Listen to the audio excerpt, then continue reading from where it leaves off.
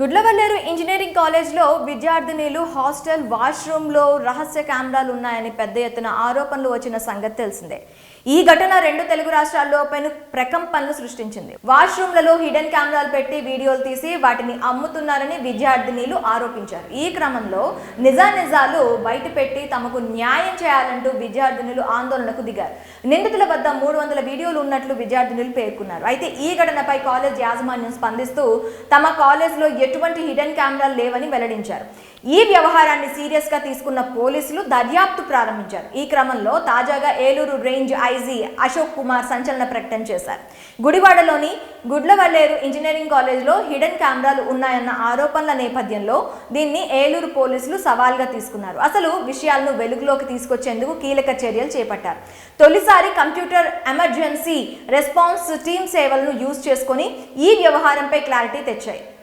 అయితే తాజాగా IG Ashok Kumar media సమావేశం నిర్వహించారు. కాలేజీల్లో పోలీసులు నేరుగా చేసిన దర్యాప్తులో ఎటువంటి స్పై కెమెరాలు గుర్తించలేదని ఆయన స్పష్టం చేశారు.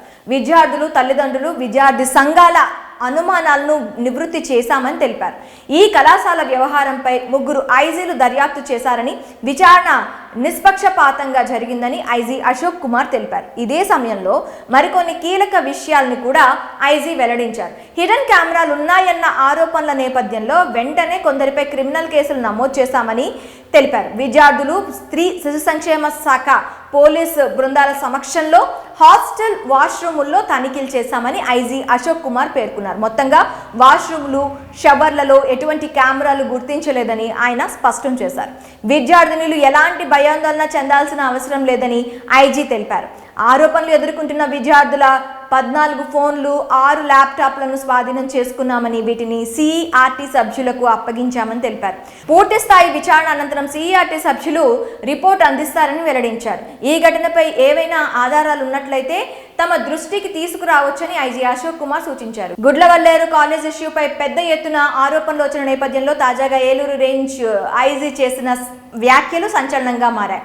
మరి ఈ ఇష్యూ ఇంతటితో ఆగిపోతుందా లేక ఇంకా కొనసాగుతూనే ఉంటుందా అనేది రానున్న రోజుల్లో తెలుస్తుంది. మరి గుడ్లవల్లేరు ఘటనపై పోలీసులు తెలిపిన వివరాలపై మీ అభిప్రాయాన్ని కామెంట్ రూపంలో మాకు తెలియజేయండి.